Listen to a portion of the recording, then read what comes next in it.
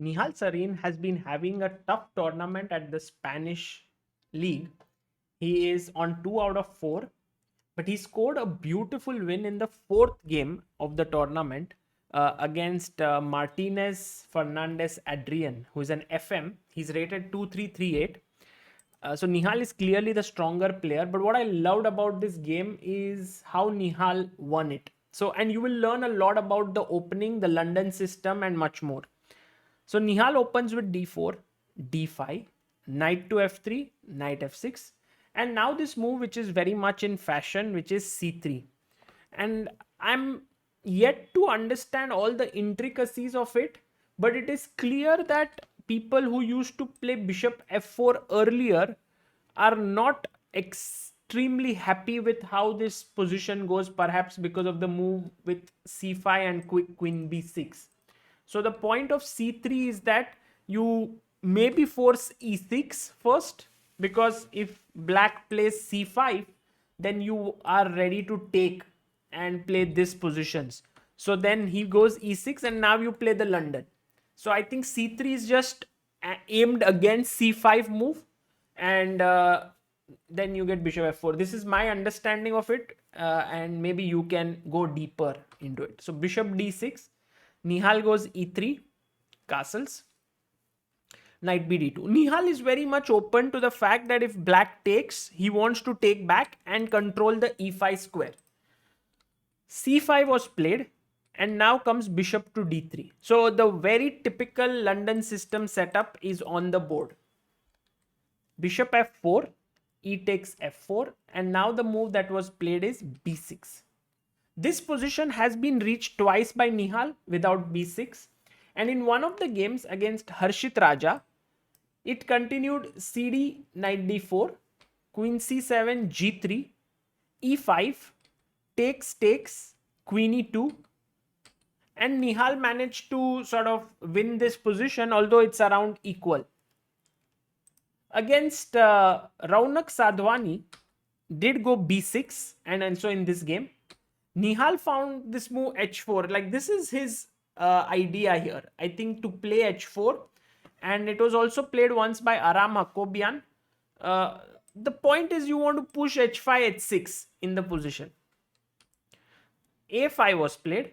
Against Raunak, the game went bishop a6, take, queen e2 attacking the knight, queen c8, h5 threatening h6, so h6, knight to b3, takes,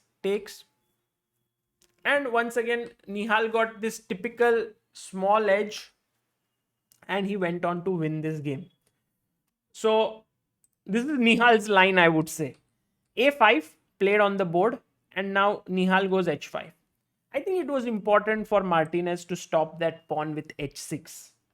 But he did not. He played bishop a6, and Nihal grabbed this opportunity with both hands. He took, and now played the move. Of course, h6. He pushes the pawn in, and now this pawn becomes a big wedge in the position. Like, there are always some mating ideas. Also, the back rank becomes weak. And we will notice that this becomes an important factor in the game. Queen e2, cd. And now it's very important in such positions to take with the knight. You don't take back with the pawn, because then you are left with an isolated pawn. So you take with the knight, queen d6. Now f4 is attacked. So Nihal defends it. Knight c5. And here he plays a very interesting move, castles. And what I realized here is that Nihal is not going for an all-out attack or anything. He's just playing positionally. He will go knight f3 to e5. At the same time, the e4 square that the black knights control is not a permanent square, because you can kick it away with f3.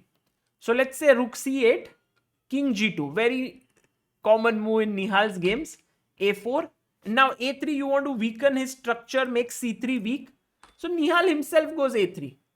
Knight b7, rook d1, knight a5, and rook e1. Getting all the pieces in the game. Very nice play. Rook e8, and now knight to f3. The knight came to c4, which is perhaps not the most accurate move, and Nihal jumped in with knight e5. So you can see that white has basically taken control over the position, and he is very much better here. You can't take, of course, because after take you will lose a piece. So he went rook a c8, which turns into a big blunder. A better idea was rook e c8.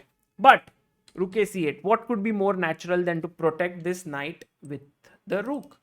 So first question to you, what should white play in this position? White to play. The move here, and the very nice move, is knight to b5. You get full points if you found this move. If you were to play first knight c4, then in such a position, I can take pawn takes. Although it looks very scary, somehow white doesn't have a good discovered attack there. So the right move order is to play knight b5. Okay. Now he can go queen e7 or f8. That happened in the game. He played queen f8. But if he had gone queen to c5 in this position, then after take here, the problems become too many. If you take with the queen, there is knight d6 fork. If you take with the pawn, there is still knight d6 fork. If you take with the queen takes this knight, then still knight d6 fork. So knight d6 is anyway coming to queen c5. So he went queen f8. And now your move, what do you play here as white? The very important move here is to take this knight on c4. Now you know that if you take back with the pawn, knight d6 wins for white. So you take with the rook.